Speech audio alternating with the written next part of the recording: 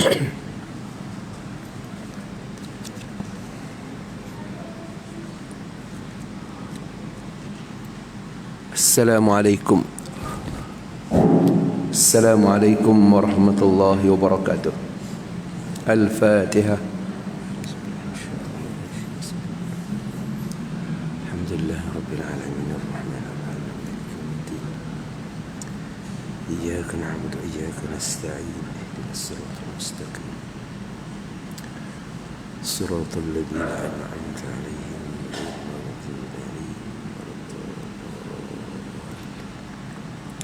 نحمده ونستعينه ونستهديه ونستغفره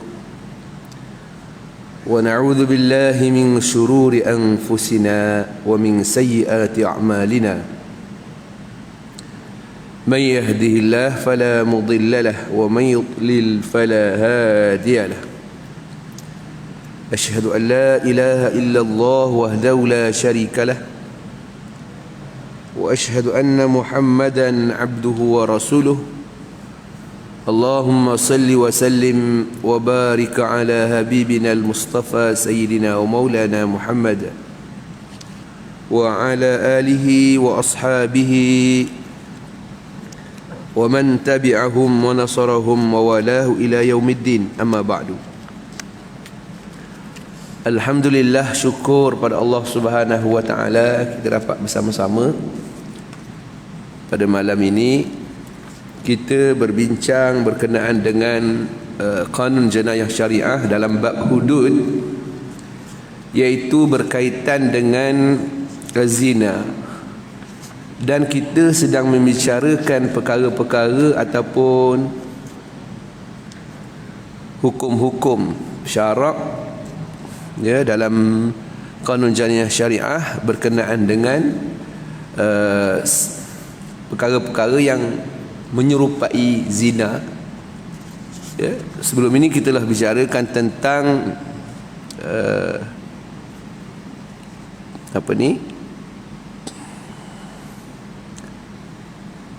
yang dipanggil sebagai liwat, musahaqah, iaitu lesbian,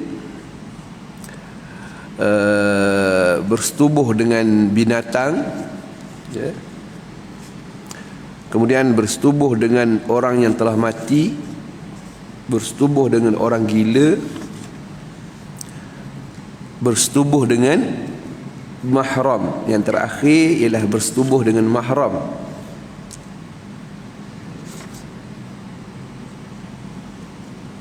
Man waqa'a ala dhati mahramin minh faqtuluh. Rawahu Ibnu Majah. Mereka, yakni lelaki yang melakukan persetubuhan dengan perempuan yang menjadi mahramnya, hendaklah kamu bunuh dia. Ini kita pun dah bincang berkenaannya. Di mana setengah ulama menyebut hukum ini berdasarkan dalil hadis tadi, ataupun juga di sana para ulama menyatakan hukuman bunuh ke atas orang yang mendatangi zati mahramin, ya, itu mahram adalah disebabkan kerana mereka telah menjadi murtad, ya, kerana menghalalkan perkara yang diharamkan oleh Allah. Dalil hadis riwayat Bukhari, man baddala dinahu faqtuluh, siapa yang menukar agamanya yakni murtad, maka bunuhlah dia. Kemudian kita bincang berkaitan dengan kanak-kanak lelaki yang belum baligh melakukan persetubuhan haram dengan perempuan yang sudah baligh, maka budak lelaki itu tidak dikenakan hukuman hudud, ya. Tetapi perempuan tadi dikenakan hukuman hudud. Walau bagaimanapun, lelaki bawah umur tadi boleh dikenakan ta'zir, boleh dikenakan ta'zir. Begitu juga sebaliknya, apabila seorang perempuan yang belum baligh didatangi oleh lelaki yang telah baligh, maka lelaki yang baligh itu dihukum dengan hukuman hudud. Kanak-kanak tadi terlepas daripada hukuman hudud, mungkin boleh dikenakan dengan hukuman ta'zir, bergantung kepada budi bicara hakim.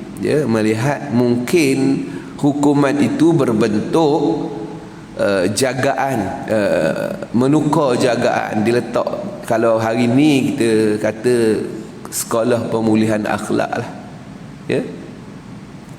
sebab membesar dalam keadaan pandai melakukan perbuatan dosa ni suatu benda yang tidak boleh dipandang remeh. Banyak kisah-kisah yang dahsyat. Ada yang baru berumur 12 tahun telah kemaruk seks. Kalau ikutnya tak sampai umur, ataupun tak tahulah, mungkin dah sampai umur. Perempuan dia 9 tahun dah boleh sampai umur.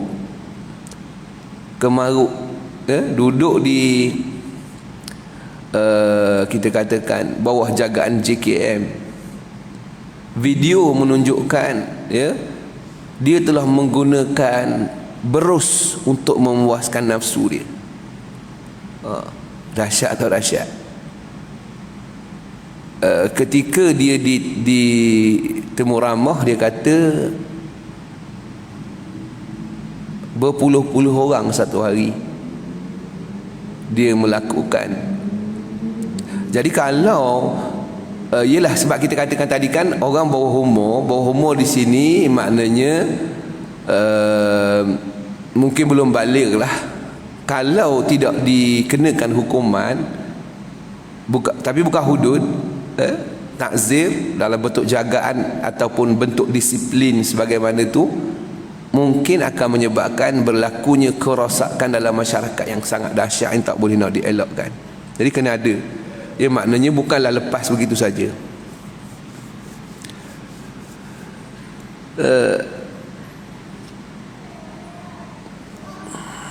Untuk mensabitkan bersalahnya seseorang dalam kes zina, mesti dibuktikan dengan salah satu perkara yang berikut. Yang mana yang pertama, perzinaan itu mestilah disaksikan oleh 4 orang saksi. Yang pertama dibuktikan dengan syahadah. Syahadah maknanya saksi. Jadi kalau ada saksi 4 orang, maka bolehlah dikenakan hukuman hudud di bawah kita katakan kesalahan zina tadi. Kesalahan zina tadi, maka dia bolehlah dijatuhkan dengan hukuman hudud. Sama ada muhsan ataupun ghairu muhsan, sama saja. 4 orang saksi. Wallati yatinal fahishata min nisaikum fastashhidu alaihin arba'atan minkum. Dan sesiapa yang melakukan perbuatan keji, yakni zina, di antara perempuan-perempuan kamu, maka carilah 4 orang lelaki di antara kamu yang menjadi saksi terhadap perbuatan mereka. Surah An-Nisa ayat 15. Jadi satu ialah 4 orang saksi. Detailnya kita bincang kemudian. Yang keduanya ikrar, iaitu pengakuan, admission, pengakuan daripada orang yang melakukannya. Inilah semudah-mudah nak hukum. Mari mengaku. Berlaku di zaman Rasulullah beberapa kali. Jadi boleh dihukum. Ikrar ini walau bagaimanapun hanya sah jika ia dibuat di hadapan hakim dalam kita katakan sidang perbicaraan, sidang kehakiman ataupun sidang perbicaraan. Barulah dalam majlisul qada dia mengaku depan hakim, admission tu. Kalau dia mengaku dengan orang, tak boleh lah. dekat luar daripada mahkamah. Bahkan kalau hakim sekalipun, kalau dia mengaku di luar daripada sidang, tak boleh pakai juga. Dia mesti mengaku dalam majlis. Ya?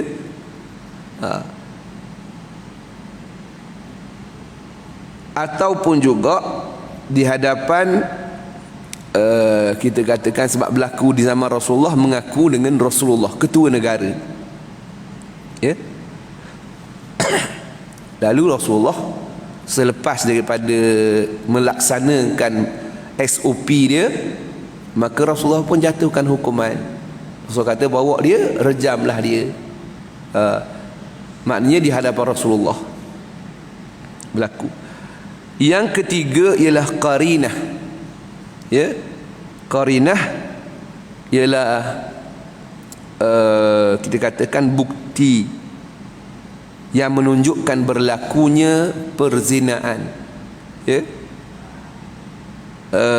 iaitu misalnya hamil, mengandung, padahal dia tidak berkahwin, tak pernah kahwin, ataupun tidak diketahui ada suami, ataupun suami itu tak mungkin, seperti suaminya kanak-kanak, suaminya cacat dan sebagainya, cacat yang menghalang berlakunya persetubuhan, seperti terpotong zakarnya. Ada suami tapi zakar terpotong, aksiden, putus. Yang kita tengok putus kaki, ni putus kemaluan, tak ada dah. Macam mana? Tak boleh, ya. Tiba-tiba dia mengandung, maka itu adalah qarinah, ya, bukti bahawa telah berlakunya persetubuhan dan kahwin. Tidak apa tidak, benda tu zina lah, ya. Cuma nanti kita akan bincang dengan lebih detail berkenaan dengannya. Okey. Jadi sebelum daripada kita menyambung perbincangan kita tentang tiga-tiga ni secara detail, kita bawa kepada hukuman, ya. Hukuman sebelum ni kita dah sebut tentang hukuman, ya, di mahkamah dalam negara kita ni. Hukum syarak yang mana-mana tempat pun, kalau orang tu melaksanakan hukum Islam, inilah dia. Tapi cuba kita tengok dalam negara kita, kesalahan-kesalahan, ya. Persetubuhan luar nikah, nama dia persetubuhan luar nikah, ya. Mana-mana lelaki yang melakukan persetubuhan dengan orang perempuan yang bukan isterinya yang sah adalah melakukan suatu kesalahan. Apabila disabitkan, boleh didenda tidak lebih RM5,000, atau penjara tidak lebih 3 tahun, atau sebat tidak melebihi 6 sebatan, ataupun dihukum dengan mana-mana kombinasi hukuman, ya. Jadi ini hukuman untuk zina yang ada dalam enactment. Kalau di wilayah persekutuan, Akta Kesalahan Jenayah Syariah. Kalau di Selangor, enactment Kesalahan Jenayah Syariah. Begitulah juga di negeri-negeri yang lain yang ada peruntukan ini lebih kurang, ya. Perkataannya lebih kurang saja. Jadi hukumannya ialah RM5,000 atau 3 tahun penjara maksimumnya tadi, ataupun 6 sebatan. Sedangkan dalam hukum Islam, zina hukumannya adalah minima ghairu muhsan 100 sebatan, ya, dan buang negeri setahun ataupun penjara setahun, ya. Nah, penjara itu mungkinlah kurang, tapi sebatan itu. Okey.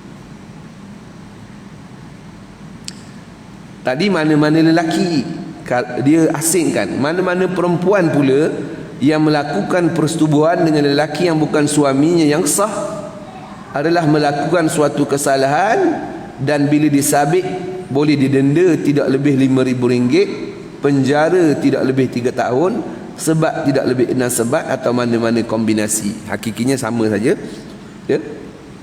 Okey, yang kait dengan kita tadi, hakikat seorang perempuan yang hamil luar nikah akibat daripada persetubuhan yang dilakukan dengan kerelaannya adalah prima facie tentang berlakunya kesalahan, sama ada lelaki atau perempuan,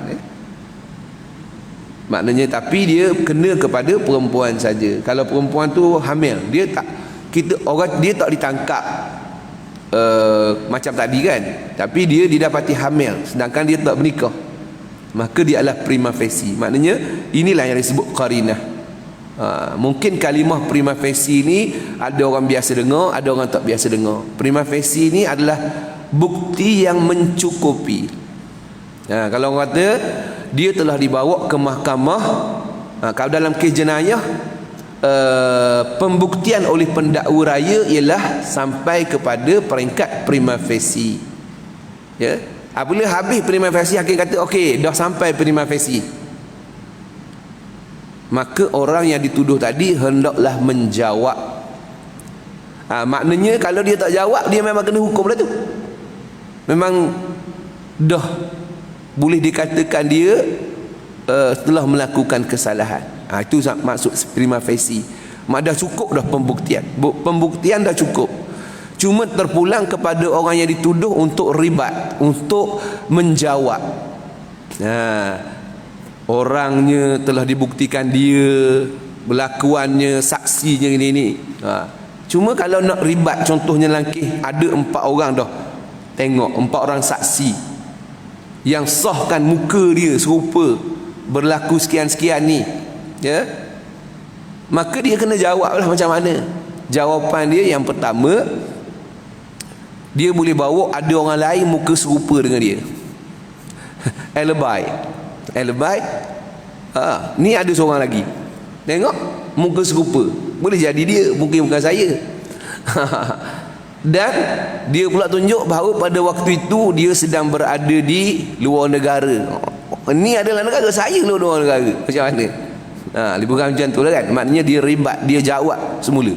Dari sudut asalnya memang betul dah, dia muka serupa macam dia, apa ni semua, memiliki ciri-ciri yang sama. Tiba-tiba dia kata lain. Dia dapat buktikan. Ataupun saksi-saksi tadi boleh disqualified, diimpeach, ya. Maknanya saksi tadi tu bolehlah dikatakan ni okey, tapi pada dasarnya ketika prima facie itu dah berlaku siasatan kepada saksi tadi. Tapi nak beritahunya bahawa apabila prima facie, maknanya bukti dah cukup, ya. Cuma perlu jawab kalau ada apa-apa keraguan yang boleh ditimbulkan. Kalau ada keraguan boleh ditimbulkan, maka mungkin dia boleh lepas. Itu panggil prima facie. Ya, kita biasa dengar sekarang dalam media apa sebut orang ni telah ada prima facie case. Dia perlu jawab, ya. Maka mengandung sedangkan dia tak bernikah, itu prima facie berlakunya persetubuhan haram. Ini dalam enactment. Begitu juga dalam akta kesalahan jenayah syariah yang ada, ya. Mana-mana orang perempuan yang melahirkan anak yang sempurna sifatnya dalam tempoh kurang 6 bulan qamariyah daripada tarikh pernikahannya, maka itu adalah anak luar nikah. Dia berkahwin, tadi dia beranak tapi tak kahwin, dia hamil, kahwin tidak, orang nampak dia mengandung, kahwin tak kahwin, itu prima facie dia telah melakukan zina. Sekarang ni dia kahwin, tapi dia beranak sebelum cukup 6 bulan, ya. Itu juga adalah bukti ataupun disifatkan bahawa dia telah berzina. Anak itu tidak boleh dianggap sebagai anak yang sah, ya. Disebabkan secara syaraknya, dalil Al-Quran dan dalil hadisnya menyatakan bahawa tak mungkin anak yang mengandung kurang daripada 6 bulan, kurang daripada 6 bulan boleh keluar dalam keadaan hidup dan selamat dan elok. Maknanya lahir, ya. Lainlah kalau miscarriage, ya, dia keguguran, beranak juga tapi gugur belum cukup umur, itu lainlah. Ini keluar elok-elok je, menangis elok je, hidup elok je, kurang daripada 6 bulan, tak mungkin dari segi syarak. Tak mungkin. Jadi kalau berlaku begitu, dia boleh didakwa sebagai berzina. Okey. Menjadi kesalahan juga di bawah enactment kesalahan jenayah syariah, iaitu persediaan melakukan persetubuhan haram tadi, persetubuhan luar nikah tadi. Ya. Maknanya dia persiapan yang dilakukan, persediaan yang dilakukan itu, iaitu mana-mana orang yang melakukan apa-apa perbuatan sebagai persediaan melakukan persetubuhan luar nikah. Ya. Macam mana? Kena tangkap ketika tu dalam kereta, baju dah tanggal dah. 2 orang. Ya. Jadi itu persediaan. Tapi dalam ni kesalahan dia denda tidak lebih RM3,000, penjara tidak lebih 2 tahun, atau kedua-duanya tak ada sebab. Ini dalam enactment. Kalau kita rujuk kepada hukum syarak, maka ini sebenarnya adalah takzir. Ini takzir. Tapi kalau nombor 1 dengan nombor 2 tadi itu bukan takzir. Tak boleh satu hukuman yang ada dalam Quran, dalam hadis, dah ada, dah prescribe, dah betul-betul, dah berapa kesalahannya hukumannya, tiba-tiba ada satu kesalahan dalam enactment dia tunjuk tapi lain. Itu dia bukan takzir. Takzir ni ialah suatu hukuman yang tak mencukupi syarat. Ya. Nak tuduh zina, dia belum berzina lagi, cuma dia sedang bersedia nak melakukan. Cuma timbul isu lah apabila ini cerita bab saksi. Nanti kita cerita bab saksi, timbul saksi, dia tengok orang tu daripada masuk rumah, masuk bilik, tukar baju. Lepas tu dia kata, saya tengok satu-satu daripada orang tu sampai naik kereta, buka pintu, masuk rumah, buka dalam bilik, buka baju. Hakikinya saksi itu tak boleh jadi saksi, sebab dia telah melakukan perbuatan haram, iaitu membiarkan maksiat. Dia kena impromptu, dia terserempak, baru boleh. Tapi kalau dia mengintip, tak boleh. Mengintip dari awal, dia tak sah. Jadi sebenarnya memanglah susah dari sudut pembuktian 4. Nanti kita akan bincang dengan lebih lanjut nanti. Okey. Dalam enactment ada sebut tentang liwat. Ya. Hukuman liwat di bawah mahkamah syariah, ya. Hukuman liwat di bawah mahkamah syariah ialah, mula-mula kita tengok dari segi definisi dan hukuman. Lelaki yang melakukan liwat adalah melakukan satu kesalahan, dan apabila sabit dengan kesalahan tadi, boleh didenda tidak lebih RM5,000, penjara tidak lebih 3 tahun, sebat tidak lebih 6 sebatan, iaitu sama dengan hukuman zina. Liwat sama dengan hukuman zina dalam mahkamah syariah kita yang ada pada hari ini. Musahaqah, iaitu lesbian, ya. Mana-mana perempuan yang melakukan musahaqah, melakukan satu kesalahan, disabitkan boleh didenda tidak lebih RM5,000, penjara tidak lebih 3 tahun, sebat tidak lebih 6 sebatan, atau mana-mana kombinasi. Dua-dua sama.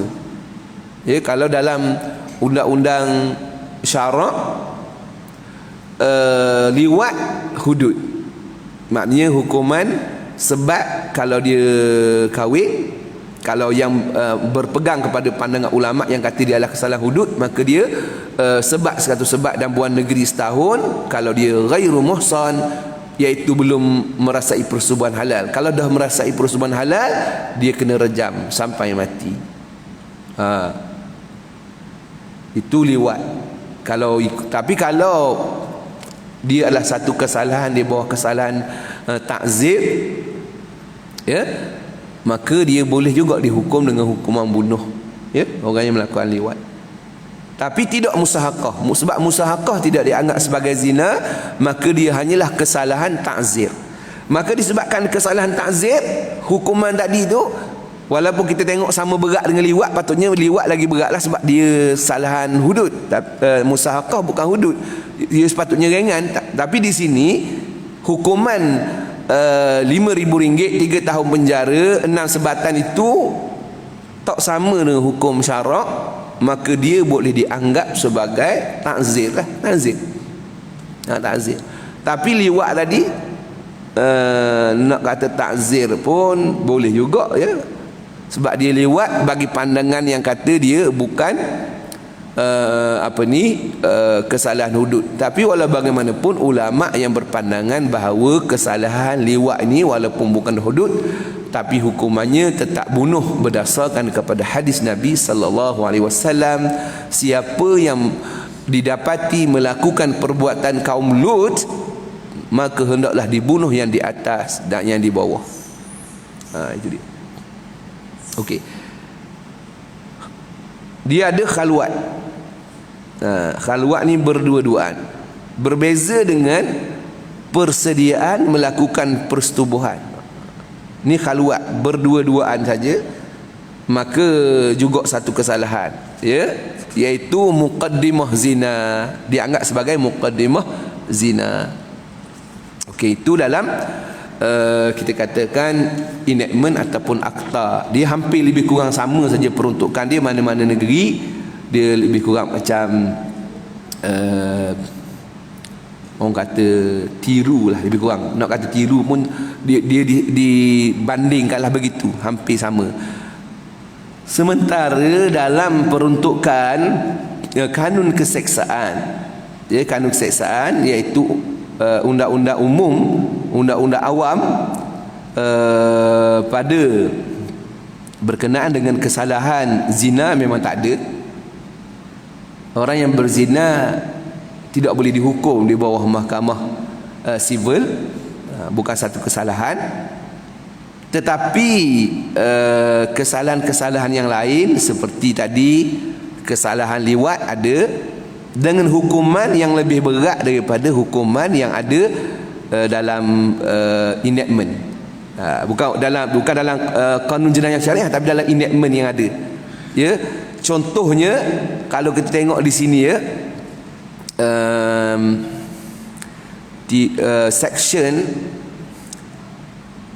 377 ya, persetubuhan luar tabi'i. Okey. 377A dia ada ityanu al-bahimah. Itu ada, iaitu setubuh dengan haiwan, ada. Dalam kanun ada, dalam undang-undang penal code ada. Ya? Dalam penal code ada. Tapi dalam undang-undang syarak, dalam undang-undang enactment ataupun akta tak ada. Bersetubuh dengan haiwan ni tak ada dalam enactment. Di mahkamah syariah lah ada. Maknanya kalau didapati bersetubuh dengan haiwan, tak boleh bawa ke mahkamah syariah, tak ada bidang kuasa, tapi mahkamah sivil. Ya. Bagi kes persetubuhan luar tabi'i dengan haiwan, ya, hukumannya adalah penjara tempoh tidak boleh sampai 20 tahun, maksimum 20 tahun. Kurang daripada 20 tahun lah. Kurang daripada 20 tahun. Maknanya kurang 1 hari 20 tahun boleh lah. Dan boleh juga didenda atau disebat. Maknanya ada 3 hukuman bagi orang yang bersetubuh dengan haiwan dalam penal code. Hukumannya adalah lebih berat berbanding tapi dalam kes bina haiwan enactment tak ada. Okey. Persetubuhan bertentangan dengan aturan tabi'i, section 377A kanun keseksaan, mana-mana orang yang melakukan berhubungan seks dengan seorang lain dengan memasukkan zakar ke dalam dubur atau mulut seorang lain, yakni luar tabi'i, dikatakan persetubuhan luar tabi'i. Ya. Maka seksaan 377B, barang siapa dengan sengaja melakukan persetubuhan bertentangan aturan tabi'i, hendaklah diseksa dengan penjara selama tempoh yang boleh sampai 20 tahun. 20 tahun. Ya. yang boleh sampai 20 tahun. Sama dengan haiwan tadi, boleh sampai 20 tahun. 20 tahun maksimum maksudnya, ya. 20 tahun maksimum. Dan boleh juga dikenakan sebat, ya, tak ada denda. Bagi kes liwat tak ada denda, tapi 20 tahun dan sebat. Sebat, ya. Lepas tu dia ada tambahan lain, ya, dalam penal code ataupun kanun keseksaan yang tak ada dalam mahkamah syariah, iaitu persetubuhan dengan objek. Memasukkan apa-apa objek. Hari ni kan, zaman teknologi ni banyak objek-objek. Untuk lelaki, untuk perempuan, semua ada. Orang lelaki tak nak kahwin, boleh beli patung untuk kahwin, tak payah kahwin.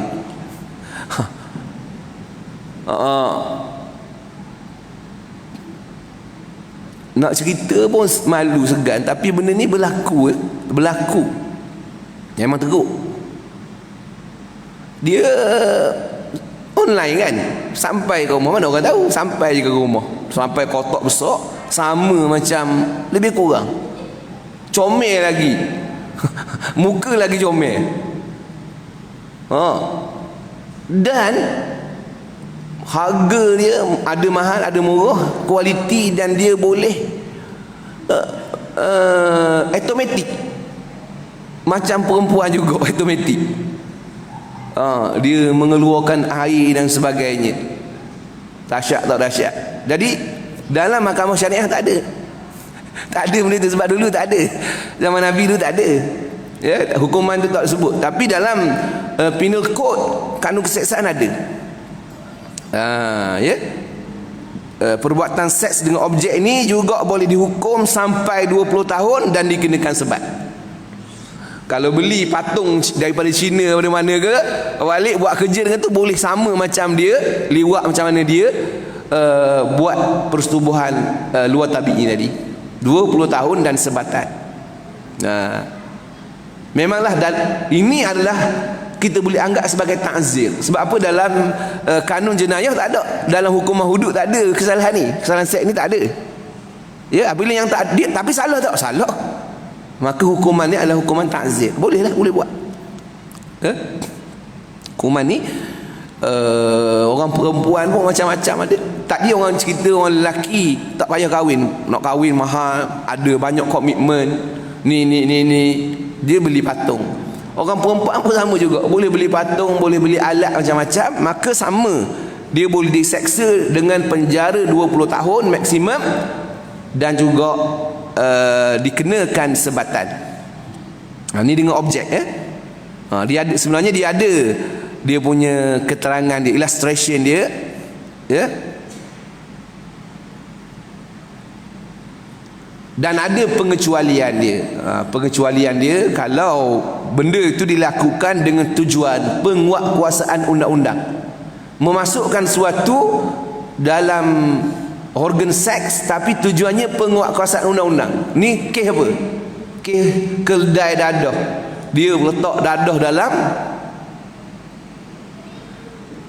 kubul atau dubur, dua-dua. Kalau perempuan dia letak dalam kubul, kalau lelaki letak dalam dubur. Jadi nak keluar macam mana? Dia menggunakan alat untuk ekstrak, maka itu tak bolehlah dia anggap salah.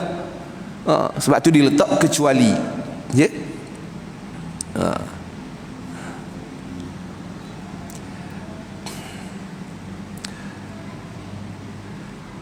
Banyak lagi lah kesalahan, termasuk kesalahan dengan kanak-kanak. Ada, tapi dia ada satu akta yang kita kata baru jugalah, tapi bukanlah baru maknanya berapa ni, agak lama juga, tapi baru, iaitu kesalahan seksual ke atas kanak-kanak. Dia ada akta dia yang khusus, ya.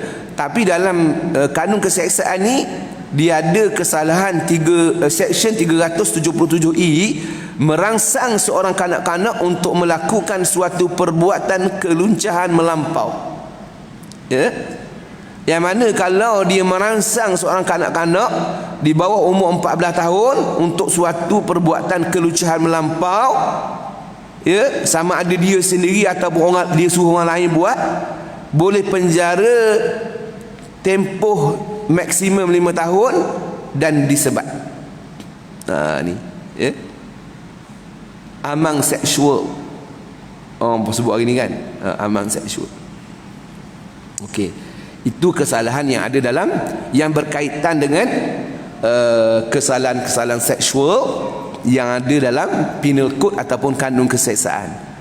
Maknanya yang ada tu sebahagiannya adalah boleh diletakkan di bawah kategori ta'zir, tapi tak ada dalam kes zina, memang tak ada.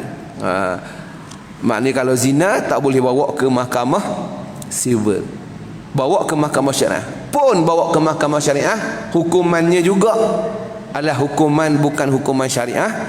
Maknanya dari sudut kita katakan kita kata apa ya, hikmah pelaksanaan hukuman Islam, selain daripada tujuan-tujuan pendidikan dan sebagainya itu, salah satunya ialah berkaitan dengan akhirat, iaitu barang siapa yang sudah dihukum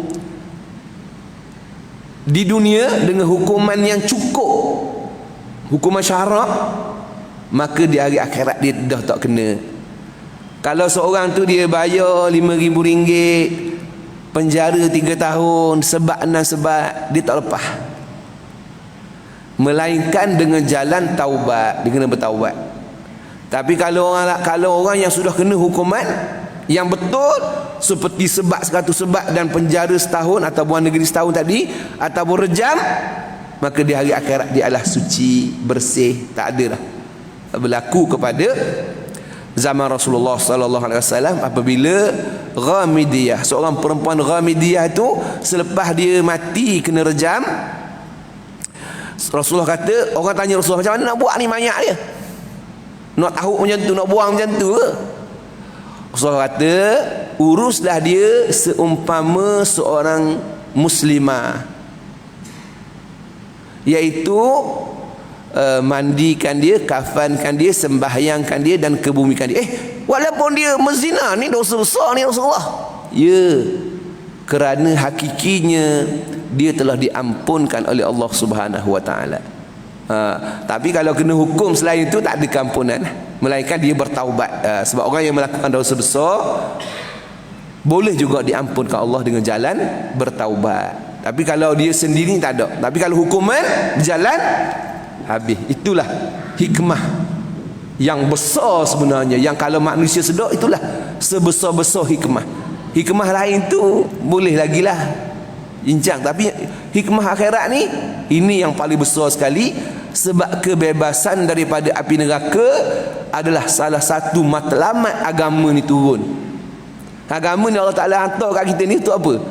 Untuk selamatkan kita daripada neraka, supaya boleh masuk syurga. Tak payah kena seksa dalam neraka. Sebab kalau kena seksa neraka, tak ada orang boleh tahan. Jadi tiba-tiba hukuman laksana, terlepas. Itulah hikmah yang terbesar sebenarnya daripada pelaksanaan hukum. Okey. Jadi kita sambung tadi berkenaan dengan saksi. Sebab dikatakan fastashhidu alaihinna arba'atan minkum. Ya, kena disaksikan, kena cari saksi 4 orang daripada kamu. Jadi saksi itu dia ada syarat-syarat dia. Yang pertama, untuk layak menjadi saksi dalam kes kesalahan zina, syaratnya ketat. Yang pertama, mestilah jumlahnya 4 orang. Kurang tak boleh, lebih tak apa. Mestilah minimalnya 4 orang, yang semuanya terdiri daripada lelaki, perempuan tak boleh. 4 orang lelaki, perempuan tak boleh. Dan lelaki itu mestilah baligh. 3 orang dewasa, 1 kanak-kanak tak boleh. Ya. Yang ketiga, akil, berakal. Orang gila tak boleh. 3 sihat, 1 gila tak boleh. Ya. Akalnya sempurna. Kalau jenis bodoh luruh pun tak boleh tak? Idiot, tak reti. Orang kahwin, dia nak kahwin Kahwin je, tak ada apa-apa. Isteri tengok dia, dia tengok isteri dia. Dia tengok isteri dia, tak buat apa. Itu lembam. Bukan lembam lah, bodoh. Dia tak tahu. Dia ini pun teruk. Jadi yang ni tak boleh jadi saksi juga. Tak boleh jadi saksi. Yang kata gila tak gila, dewasa dah dewasa, bukan budak. Tapi saksi tak boleh sebab dia bodoh. Bodoh sangat. Very stupid. Orang panggil idiot lah kan. Okey. Yang keempat, syaratnya ialah seorang yang adil. Bukan hakim je kena adil, saksi pun kena adil. Tapi adil ni maksudnya apa? Iaitu tidak melakukan dosa besar. Tak pernah buat dosa besar. Tak boleh buat dosa besar. Kalau dia ada dosa besar, tak boleh jadi saksi. Dia sendiri pun buat kerja jahat tu, nak jadi saksinya mana? Kadang-kadang dalam dunia moden ni, dia menggunakan admission daripada pesalah tu untuk ringankan. Awak mengaku buat, kita orang ringankan supaya nak sabitkan orang lain. Dalam Islam tak boleh macam tu. Tak boleh. Dalam dunia moden kan biasa kan, dia tangkap, dia discuss. Okey, sekarang ni empat orang ngaku, bukti tak ada. Tak mengaku dan bukti tak ada. Awak mengaku, mengaitkan ni, kita orang akan ringankan. Jadi atas penyaksian awak, dia orang akan kena hukuman. Tak boleh lah Islam. Sebab itu dah tak adil. Tak adil, tak adil. Tak boleh jadi saksi. Dalam Islam tak boleh. Ya, kalau macam tu ramai lah orang kan. Kadang-kadang dia tak tahan dengan interrogation pun dia boleh. Tak tahan ugutan. Kadang-kadang orang yang siasat ni pun nak selesai kes cepat, dia ugut. Dia pun takut, walaupun tak salah, mungkin saya tak kata betul kan, mungkin akan berlaku penghakiman ke atas orang yang tidak bersalah. Boleh jadi. Sebab takut pada intimidation, gangguan-gangguan yang bakal kena. Ni jadi tak boleh. Tak adil, orang tak adil. Adil tak boleh buat dosa besar. Dosa besar, orang berzina, orang tak solat. Ya. Dan juga tidak kekal dalam melakukan dosa-dosa kecil. Cek-cek dia semayang pun tidak, jadi saksi orang berzina. Dia skodeng orang semayang, dia tak semayang. Dah cerita dia, dia tak semayang. Jadi tak semayangnya dosa besar. Tak boleh. Kalau kita tengok apa tu, irsyad fatwa wilayah, ya, orang merokok pun tak boleh jadi saksi. Kekal dalam dosa kecil. Rokok tu dosa kecil. Kekal dalam dosa, mana ada orang rokok sekali seumur hidup, tak ada. Kalau ada, kalau orang yang perokok lah, perokok. Jadi kalau dia merokok, dikira dia melakukan dosa yang berterusan, tak boleh jadi saksi. Bahkan katanya, kalau nak mengahwinkan anak dia pun, dia kena bertaubat dulu. Tinggalkan dosa tu, dia bertaubat. Nanti nak anak dia nak kahwin tahun depan, taubatlah dulu, tinggal. Kalau tak nak jadi wali tak boleh. Kalau saksi tak boleh, wali lagi tak boleh. Berat. Jadi dalam isu ni gitulah. Ya, jadi kita bagi azan lah. Kita tamu sikit je, nanti kita tutup sikit. Sebenarnya bunyi awal ya. Okey, tak apa, kita habiskan. Jadi itulah yang termasuk tadi, orang yang membiarkan dosa berlaku, ya, tak buat. Dia tengok yang kita cerita tadi kan, dia tengok orang tu pergi masuk rumah lelaki perempuan yang belum berkahwin, kemudian dia tu biarkan, dia biar buka baju pun dia biar lagi. Itu pun dosa. Jadi macam mana boleh jadi saksi? Tak boleh jadi saksi. Boleh di impeach, tak boleh jadi saksi. Tak masuk kan?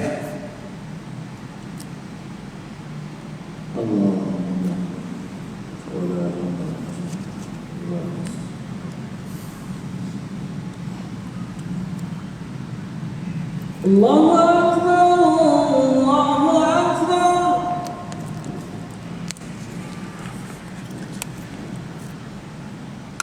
Allahu Akbar, Allahu Akbar.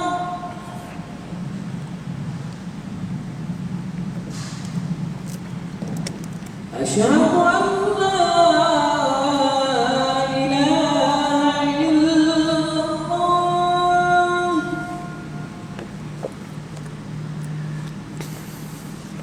أشهد أن لا إله إلا الله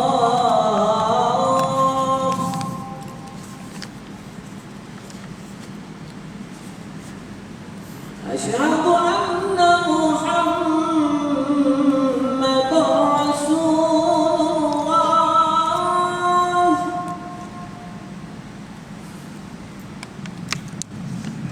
أشهد أن محمد رسول الله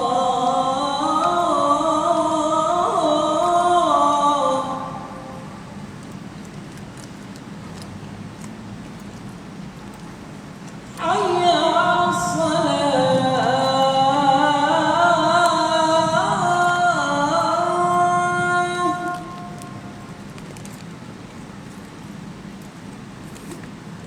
حي على الصلاة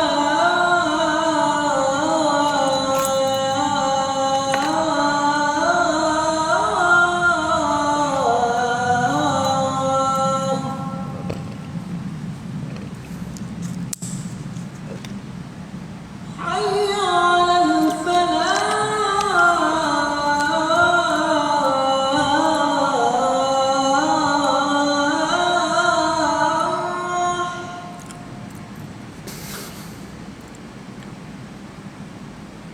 حي على الفلاح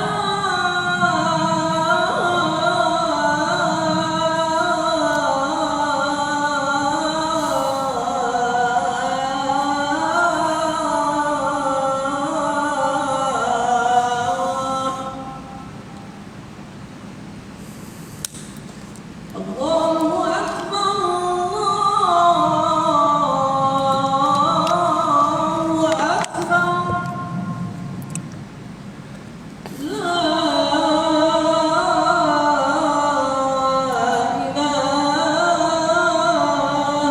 إلا الله